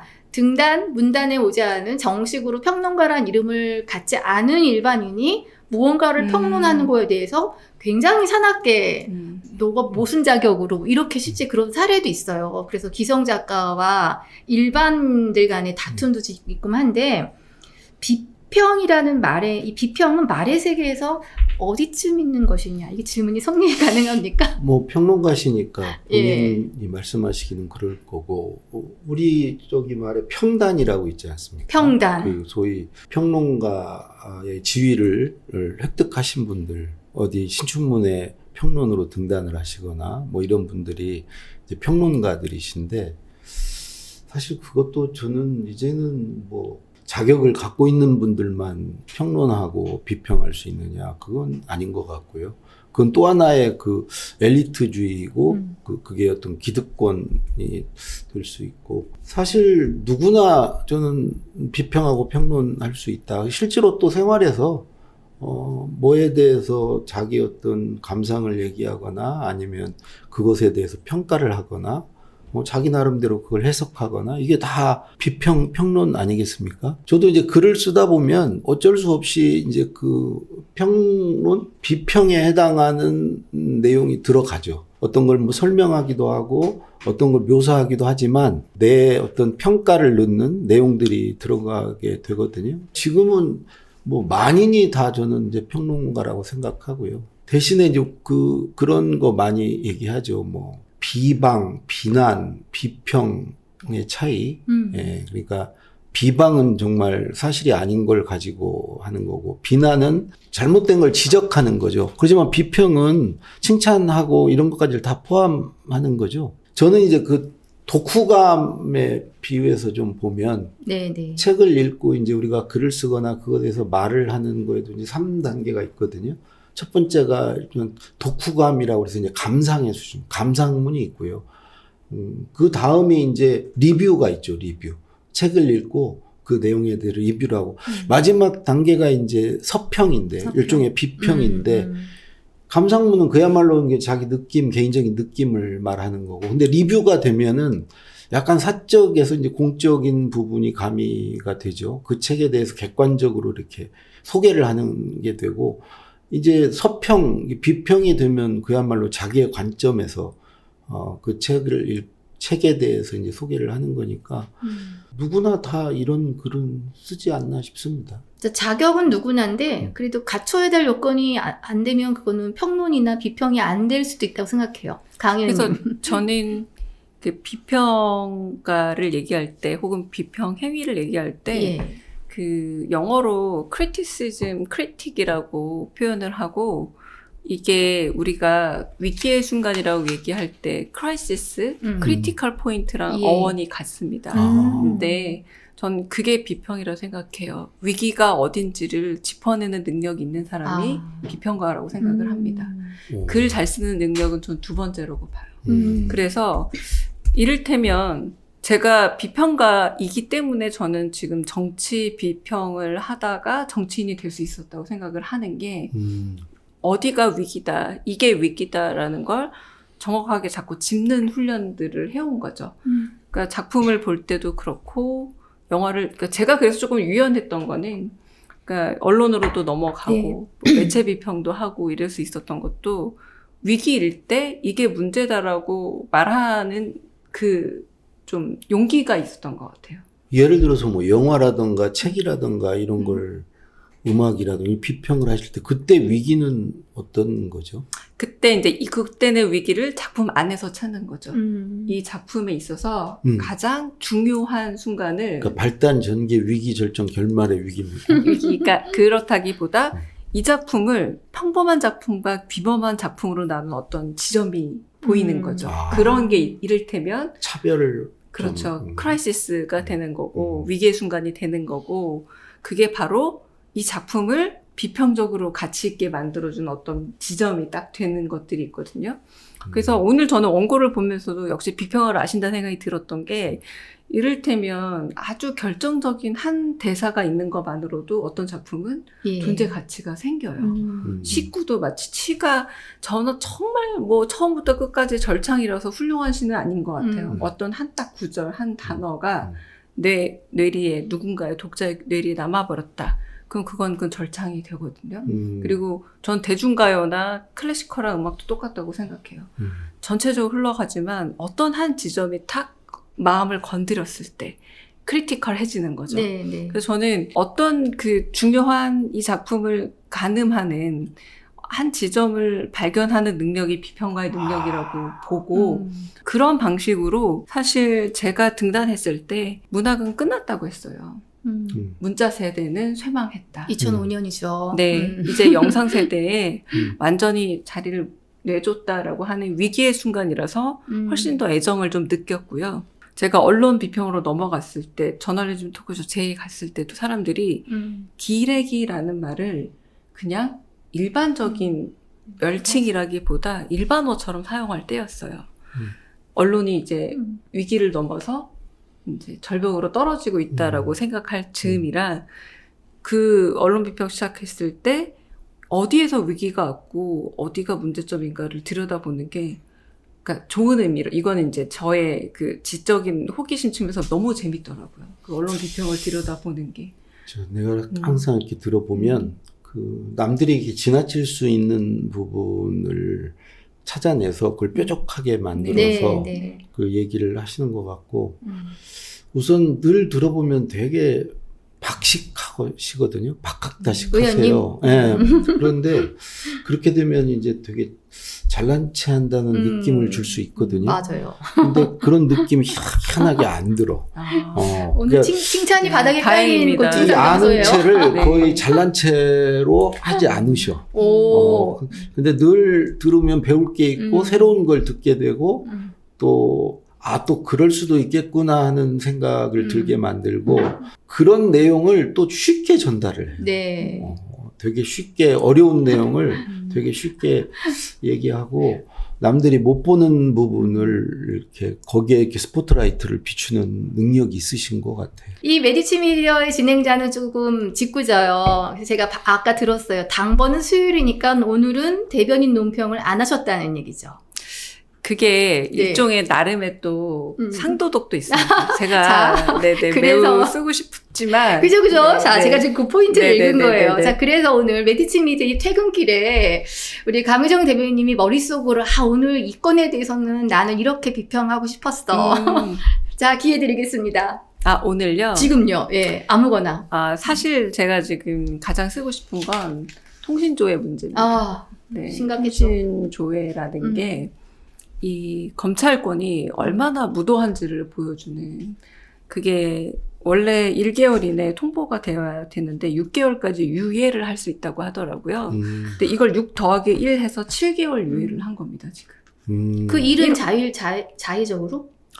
그러니까 그렇게까지도 법을 해석해버린 거죠. 아. 법의 그 사용 집단인 검찰이, 그러니까 아시겠지만 내가 주체인 사람이 나에 대해서 자꾸 관대한 해석을 하기 시작하면 거기서부터 남용이 생기고 월권이 생기잖아요. 예. 불법은 아니겠죠, 당연히. 검사니까 법은 더 잘 알 거 아닙니까? 그래서 법을 지킨다라는 걸로 아주 유연하게 해석하는 거. 그러니까 권익위에서 법을 막 유연하게 해석해서 이거는 말 그대로 명품백조차도 아무것도 아닌 게 되듯이.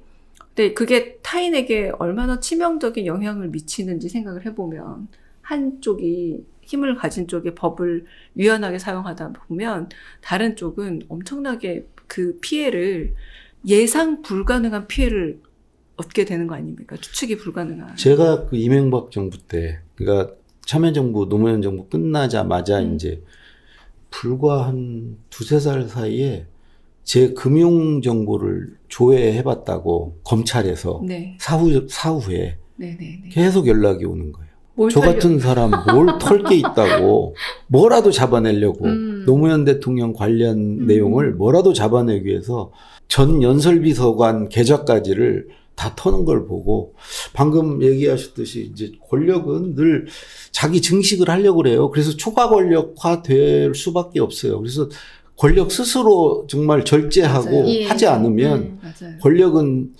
계속 커질 수밖에 없거든요. 그러니까 방금 이 통신 관련도 이제 그럴 소지가 있는 거죠. 제가 오늘 아침에 정말 뉴스 보고, 뭐, 한두 건은 아니었는데, 진짜 세상이 거꾸로 돌아가나? 한동안 잊었던 것 같아요. 이거는 거의 이제 사찰의 개념으로 저희한테는 와닿는 일이잖아요. 그렇죠. 그리고 이게 일반인들은 거의 당할 일이 없는 일이기 예, 때문에 매우 충격적인 일인데 그들은 직업적으로 훈련돼서 매우 자주 있는 일이다 보니까 네. 이를테면 불법이 아니면 다 된다는 식으로 무조건 접근을 하거든요. 근데 이게 얼마나 심각한 일인지에 대해서 그리고 당하는 사람들이 얼마나 불쾌하고 공포감을 느끼고 네, 게다가 저는 그래요. 과거의 통신 사찰과 지금의 통신 사찰은 이 무게감이 너무 다른 게 개인 정보를 넘어서서 개인의 자아 정체성이 거의 통신 조회하면 다 드러날 수 있는 세상으로 바뀌어버렸잖아요.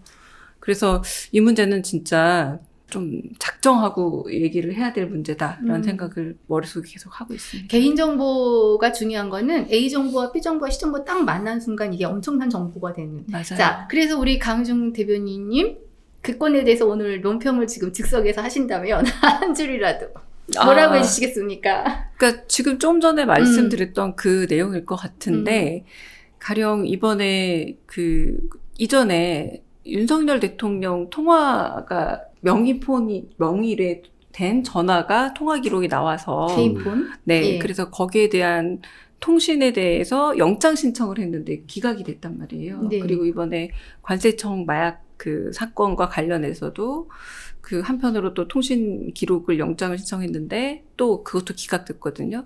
그러니까 오히려 진짜 범죄와 연결되어 있는 것들은 꼭 들여다 봐야 될 통신 기록들은 검찰권 안에서 또 기각이 되는 일들이 많고 그리고 오히려 선량한 다수의 사람들에게 이거는 경찰이 그냥 검찰이 수사에 쓴다라는 한 줄이면 다 허락이 되다 보니까 너무 남용되고 있는 이 불균형. 그러니까 사실 권력이 불균형에 적응하기 시작하면 세상의 무게 자체가 불균형해진다라는 얘기를 쓰고 싶은 거죠. 네, 네. 네.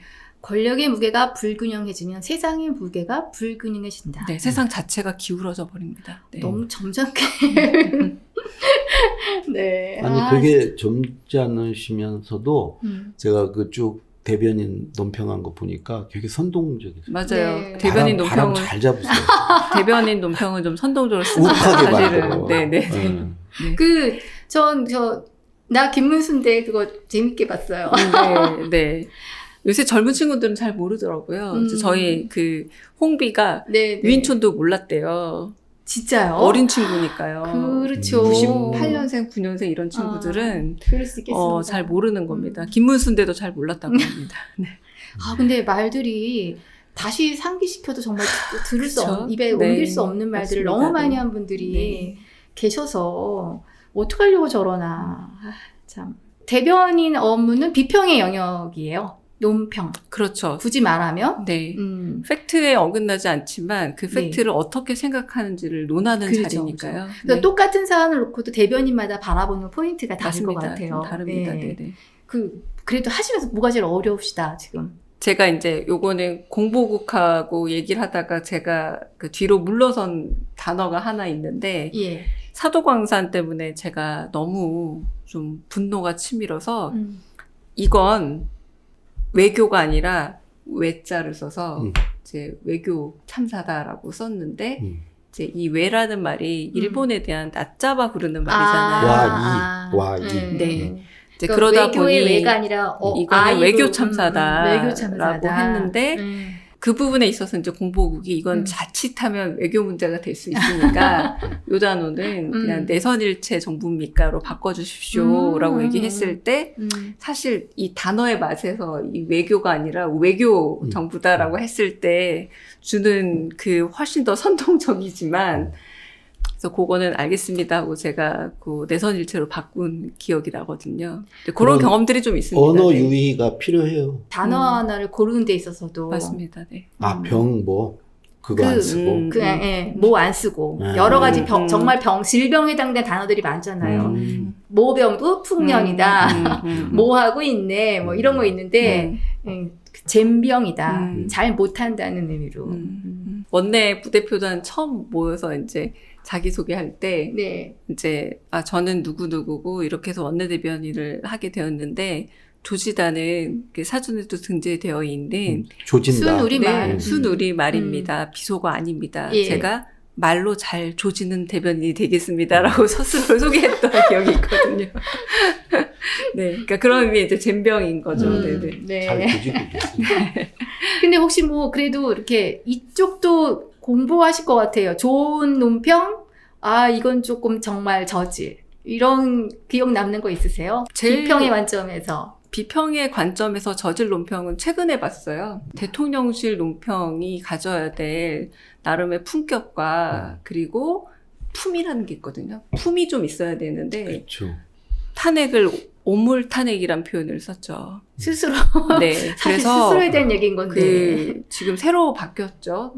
대통령실의 그 수석 대변인이 바뀐 걸로 알고 있어요. 원래 있던 분이 어디 차관으로 가시고 예, 새로 맞아요. 오셨는데 주목을 끌고 싶었던 게 아닐까 싶을 정도로 특별한 정치적인 효과도 없고 그렇다고 해서 이 말을 던짐으로 인해서 정치적 환기도 없는 오물폭탄과 다를 바 없는 오물탄핵입니다라고 하는 건 제가 첫 번째 지적하고 싶었던 거는 제가 이걸 정색하고 좀 대응 논평을 쓰려다가 예. 그럴 필요 없다라고 해서 제가 그냥 말았던 논평인데 오물 탄핵이라는 건 오물을 탄핵한다는 겁니까? 아니면 탄핵이 오물이라 비문이잖아요. 그쵸. 오물 탄핵이 되면 오물을 보통 탄핵한다는 뜻으로 해석이 그 말은 되거든요. 어순이 맞습니다. 네. 그래서 이 탄핵이 오물이다라고 얘기를 하고 싶었다면 그렇게 써서 안 되는 거고 첫 번째는 와. 두 번째는 만약에 이걸 오물 투하 오물 풍선과 비유하고 싶었더라도 이건 그래서는 안 되는 겁니다. 입법부에서 그렇죠, 하고 있는 음. 합법적인 과정을 통해서 의결된 탄핵 아니라면 그걸 오물로 부르는 순간 우리나라의 입법과 법에 대한 존중감 그리고 국민이 뽑아준 대의 기관에 대한 굉장한 오염이자 불명예라는 걸 인지하고 비판은 하되 그건 안 되는 건데 이번 대통령실 논평이 굉장히 수준 이하였다. 라고 말할 수 이럴 있을 때야말로 영혼이 없는 단어지만 유감 정도가 그냥 입법부가 대통령에 대해서 탄핵을 자꾸 남발하니 유감이다 이 정도면 될 것 같은데 품격 나오면 또 우리 강 작가님 맞습니다. 하실 맞아요. 말씀 대통령실 아니, 정말 특히 네. 대통령실은 예전에 예. 청와대는 그야말로 정말 품격이 있어야 되고 그럼 품격은 어디에서 나오냐? 여유에서 나옵니다. 맞습니다. 여유를 가지고 거기에 막 감정이 배이고 네. 그게 드러나면 상대편도 아프지 않습니다. 힘을 쫙 빼고 굉장히 여유 있게 한마디 툭 던지는데 두 가지가 되면 좋다고 봐요. 상대에게 되게 아파. 그러면서도 반박을 못해. 반론이 안 돼. 그게 진짜 좋은 논평이죠. 그 시절 기억나는 거 있으세요? 그 시절에 네, 강 작가님. 그리고 대부분 그때는 우리 강 작가님이 써서 그 시절에 네. 이제 김대중 대통령 때인데 네네. 그 이제 김대중 대통령이 아침에 이제 신문을 다 보세요. 보시다가 어떤 사설이나 칼럼이나 어떤 기사 중에 반론, 반박이 필요한 네. 내용이 있으면 우리 방으로 연락을 주셨어요. 이거 반론문 써서 해당 언론사에 보내라. 그러면 이제 그게 제가 막내여가지고 이제 그걸 담당을 제가 했거든요. 정말 그게 어려운 게 이제 화부터 나기 시작하면은 어렵죠. 그래서 우리 이제 담당 비서관이 고도원 비서관이셨는데 제가 잔뜩 힘들어간 이 반론문을 써서 드리면 그분이 힘을 쫙 빼가지고 그냥 쫙 빼고 거의 뭐 힘 안 들이고 잽을 탁 넣는데 그 상대편은 정말 아픈 그렇게 이제 고쳐주시는 거 보면서 논평은 저래야 되고 그리고 이제 한편으로는 이제 우리 진영의 어떤 정말 말 잘했어 이런 느낌을 또 동시에 줘야죠. 네. 상대는 되게 아프게 하면서도 네. 말 제대로 잘했어 아주 후련해 이런 느낌을 이제 줘야 되니까 사실 진짜 어려운 거죠. 지난 대변인으로서 내가 한 논평 중에 이거는 내가 생각해도 좀 잘했어. 반응을 받은 기억 나는 것도 좋고요. 그 가끔 의원님들이 논평 잘 봤다라고 네. 하면서 이렇게 갈무리를 해서 보내주시거나 오, 네. 읽었다라고 표를 내주실 때가 있어요. 그래서 제가 잘한 논평은 전 두 가지라고 기억이 나는데 하나는 네.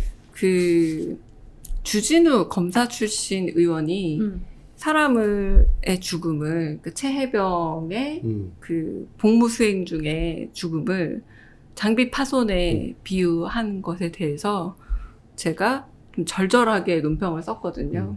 근데 그 부분에 대해서 많은 독자분들 그리고 지지자분들이 공감을 해주셨고 근데 주진우 의원은 끝끝내 사과하지 않더라고요. 장비 파손. 네, 그건 비유일 뿐이라고 끝까지 아. 얘기하는데 선생님도 아시겠지만 비유가 그 사람의 세계관 아닙니까? 이 사건을 어디에 비유하느냐가 그 사람의 세계관이거든요. 그러니까 장비 파손이나 사람의 목숨이 해에서 돌아올 수 없는 사건이나 법률적으로는 같다. 이 얘기가 계속 우기는 거예요. 근데 그분이 상대하는 사람이 상대편 변호인이 아니잖아요. 더 이상. 듣는 분들은 일반 국민인데 그 국민에게 끝까지 고집을 부리는 모습을 보면서 이건 내가 논평을 했고 제가 윤리제소에 대한 얘기도 하고 윤리제소도 아깝고 제가 뭐라고 표현했냐면 인간 실격이라는 표현을 썼습니다.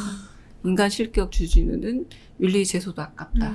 이런 펀치라인이 있어야 돼. 네. 네. 펀치라인. 그걸 그 뭐라 그러죠? 뉴스에서 핫토막 이렇게 따는 거를 무슨 바이트라고 그러죠? 사운드 바이트인가? 네, 네, 네, 네. 결국은 그 하나가 나오잖아요. 맞아요. 네. 바로 이제 인간 실격이다. 요 한마디가 이제 중요한 거죠. 네. 네. 그러니까 그거는 제가 진짜 좀 기억에 남고요. 그리고 오늘 아침 들었던 칭찬이라 기억이 나는데 최민희 의원님이 네. 제가 이제 면풍법에 대한 논평을 하면서 유일하게 사과하지 않는 김건희 여사가 이 정권이 결국은 누구의 정권인지를 보여준다는 맥락에 제가 논평을 했었어요.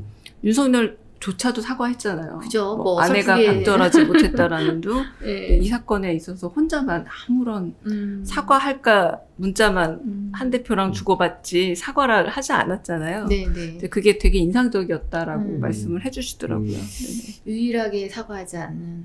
자, 비평에 대한 이야기를 풀었는데 생각보다 시간이 많이 갔어요. 자, 근데 또 우리 또 전문가 영역이니까 이거 안 할 수가 없잖아요. 우리 강연 영화. 네네. 우리 퇴근 시간이라서 지금 너무 길게 하면 또 우리 시청자분들 힘들어 하시니까 영화 얘기 좀 하시고요. 네. 사실 영화 평론가 한평생 영화 평론 하셨는데 몇 편 봤냐 이거는 좀 편수 네. 외우세요? 못 외워요. 못 외우시죠? 네네네. 그러니 뭐 굉장히 너무 뻔한 질문이지만 우리 두 분 다 우리 강남의 두 분께서 내 인생의 영화 한 편씩 한번 꼽아주시고. 저는 뭐 보잘것도 없으니까 좀. 아이 그래도 하면, 해주세요 우리. 저는 그 초등학교 저학년 때인데 아버님이 영화를 하나 보여주셨어요. 커크 더글러스가 나오는 스팔타카스였어. 그 당시 제목은. 맞아요. 그게 스파르타쿠스가 네. 맞는 예, 거라고. 예. 근데 그 영화를 보고 이제 그 당시 뭐 아버님은 넣어주기만 하고 기다리셨어요. 더빙하던 시절인가. 아니 비싸니까 아버님까지 안 보시고 아. 나만 넣어줬는데 네네. 끝나고 나오니까 영화 어땠어 아버님이 물어보셔서 제가 이제 한 장면을 얘기를 했어요.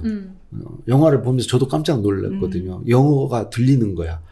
I am 뭐 스팔타카스라는 초등학교 때. 그 장면이 그 이제 로마 병정이 이제 스파르타쿠스를 이제 잡아내기 위해 색출하기 위해서 여기서 이제 누가 스파르타쿠스냐 이런데 어떤 한 명이 내가 스파르타쿠스다 하니까 이제 2명, 3명, 10명, 100명 막 이제 거기 있는 사람 수천 명이 다 동시에 일어나서 내가 스파르타쿠스다 라고 이제 얘기를 한 장면이 그 영화의 굉장히 클라이막스고 그 되게 감동적인 장면인데 그걸 이제 아버님께 얘기를 했어요. 나는 솔직히 그 영어를 내가 알아들은 게 신기해가지고 말씀드렸는데 아버님이 영화를 볼 줄 안다고.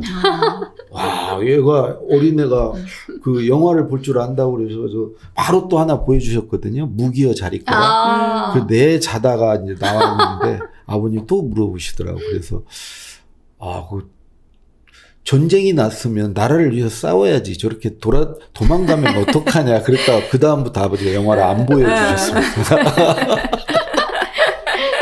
꼭 코믹으로 끝나는 우리 강 작가님의 멘트. 예, 의원님은.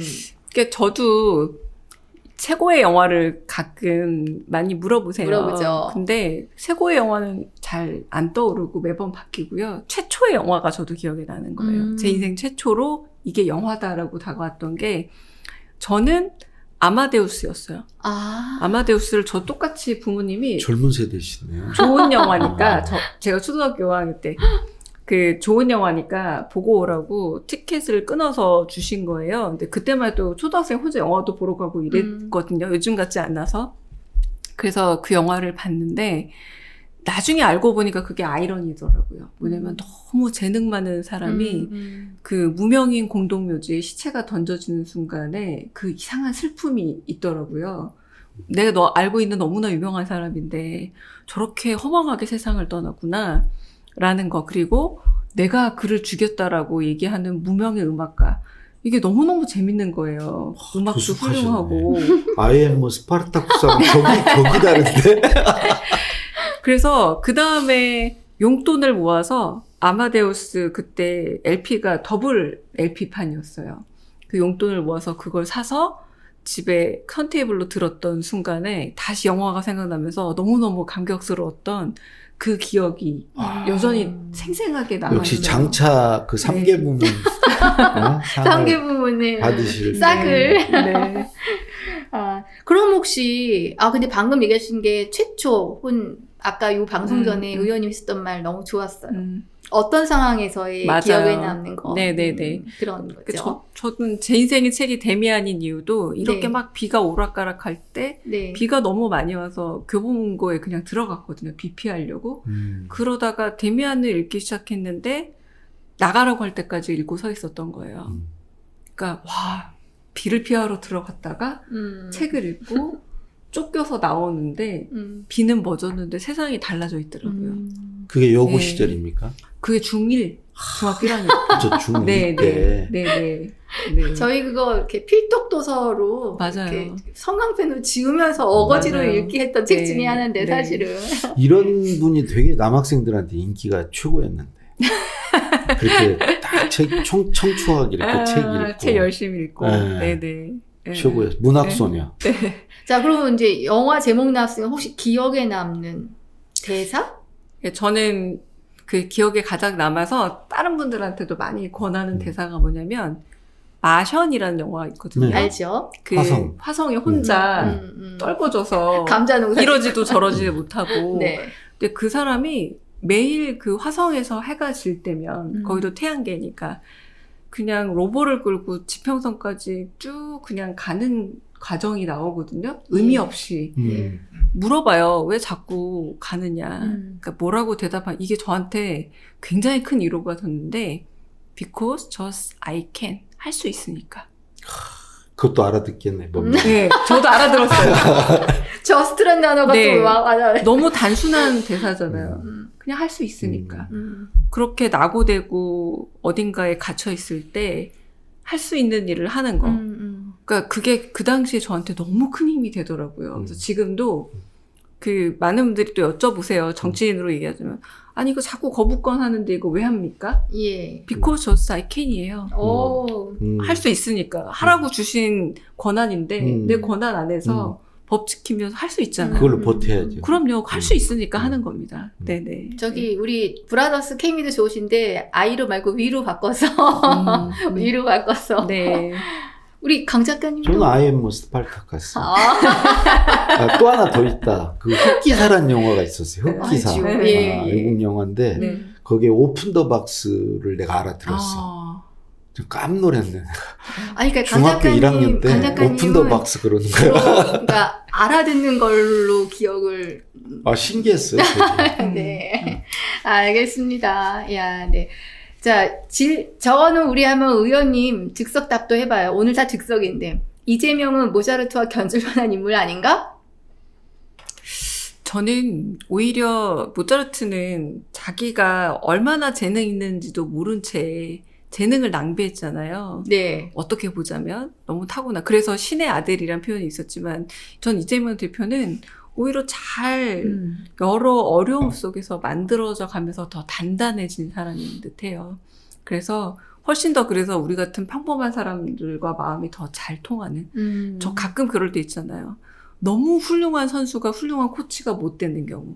맞아요. 자기가 타고 나서 모차르트도 그런 경우잖아요. 뭐 그냥 머릿속에 음률이 떠오르다 보니까 그리고 워낙 금수저였잖아요. 금수저인데다가 그러니까 그런 거에 비하면 그러니까 아버지가 굉장히 뒤에서 거의 후원자 겸 뭐 네, 지도자 역할을 해줬으니까 저는 훨씬 더 자기 단련을 해와서 모차르트보다는 다른 캐릭터에 어울리지 않을까 싶습니다. 네. 만나시고 나서 이재명 대표의 말씀 중에 기억나는 말, 문장. 언제나 그 일하는 분이라는 생각을 확 목도하게 됐어요. 네, 네. 그러니까 머릿속이 늘 이 일은 어떻게 해야겠다, 저 일은 어떻게 해야겠다라고 일에 대해서 머리가 꽉 차 있는 분이라는 생각이 많이 들어서 그러니까 저를 가끔 부를 일이 계세요. 네. 그럼 일에 대한 체크를 하시라고 부르시거든요. 그래서 거의 잡담이 거의 없고 일에 대한 것 그리고 두 번째는 뭐였냐면 굉장히 열심히 들으시더라고요. 그 어떤 말이든 제가 조금 다른 세계에서 온 사람이니까 더 그러신 것도 같아요.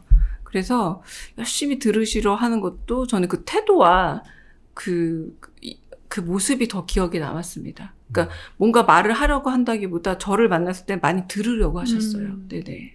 솔직히 말하면 아직 흉허물을 논할 만큼 그렇게 가깝지가 않습니다. 흉허물이 제가 강홍 선생님 흉허물을 할 수는 없잖아요. 굉장히 가까워져야 가능하거든요. 아, 근데 가까워져도 별 흉이 없어요. 네, 저는. 네. 강홍 선생님 지금 이 방송들 쭉 나가고 있는데 말하기 고충 상담소가 책으로 나갈 예정인데 네. 오늘 힌트를 진짜 좀 얻으셨을 것만 같은 느낌적 느낌? 아니 나는 우리 강 의원님이 예. 그 남들을 잘 모르는 거 또 남들이 보지 않는 부분 이런 것만 잘 아시는 분이라고 생각했는데 오늘 가까이서 이렇게 얘기를 들어보니까 진짜 단어 하나 선택하는데 그 굉장히 그 신중하게 하시는 분이시구나. 네. 아까도 이제 목도한다. 목도하다. 거기에 딱 맞는 단어를 탁탁 찾아서 쓰시는구나. 예, 아, 예. 역시 상과당 다르시다. 아, 그런 생각이 들었고. 이제 이게 지금 이제 우리 마지막이죠? 마지막 말하기 방송이에요. 고충 상담소 네, 네. 마지막이고, 이제 이 내용을 가지고 저도 이제 글을 써서 이제 책으로 낼 일만 남은 것 같습니다. 예. 저는 오늘 진행하는데 추측의 서술어가 거의 없으세요. 그러니까 자기 얘기를 하니까 나의 생각은 이거야인데 우리 요새 우리 청년들 만나면 나 생각을 얘기하는데 맞아요. 전부 다 같아요.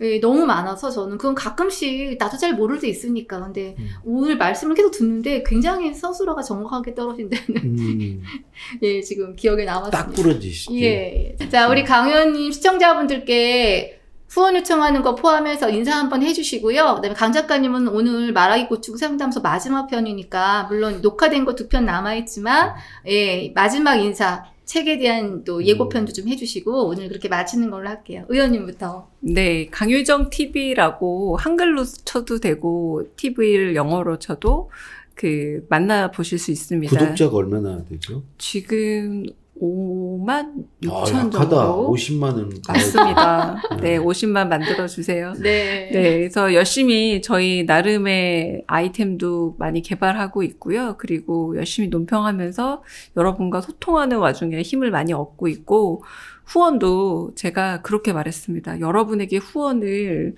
구걸하는 건 전혀 부끄럽지 않다. 깨끗한 정치하기 위해서는 보내주신 진짜 1,000원, 2,000원 이런 정말 작다고 그렇게 미안하다는 말씀 하시는 분도 있으세요. 예. 전혀 미안하지 않습니다. 제가 지난번에 첫 번째로 스타워즈처럼 이름이 쫙 올라가게 한번 후원자 명단을 올렸거든요. 네. 네, 그래서 많은 분들이 십시일반 정말 도와주고 계세요. 감사하다는 인사와 함께 언제 한번 2탄 스타워즈 자막 프로도 준비하겠습니다. 네. 네. 우리 강 작가님. 예, 말하기 고충 상담소 이제 마지막 회인데 그동안 참 재밌게 우리 신이사님이랑 잘했고요.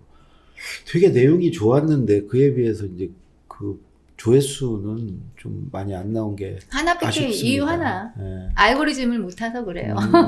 아니 실제로 앞에 거 찾아보시면 정말 좋습니다. 네. 아, 정말 괜찮거든요. 제가 봐도 괜찮아요. 좀 찾아서 봐주시고요. 나중에 이게 좀 책으로 나오면 또 그때 좀 많이 구독해 주시면 고맙겠습니다. 저기 또 나오라고 아까 댓글에 있었어요. 강 의원님 또 나오시고요. 네네네. 강 작가님 책 나오면 그때도 또 나오시고요. 네. 50만 돌파하면은 기념으로 또 나오시고요. 메디치 미디어도 20만이 이제 넘었기 때문에 아무래도 우리 강유정 TV가 추월당할 것 같아. 뭐 그래도 상관없습니다. 네. 네. 아, 예. 지금 갑자기 소낙비가 오락가락하면서 퇴근길이 어떨지 모르겠어요. 오늘은 월요일. 네, 오늘은 월요일 한 주를 잘 시작하시고 마무리하는 날이 되는 걸로 기원하고요. 두 분 오늘 감사합니다. 너무 또 뵙겠습니다. 재밌었습니다. 네, 고맙습니다. 감사합니다. 감사합니다. 네. 강원국의 말하기 고충 상담소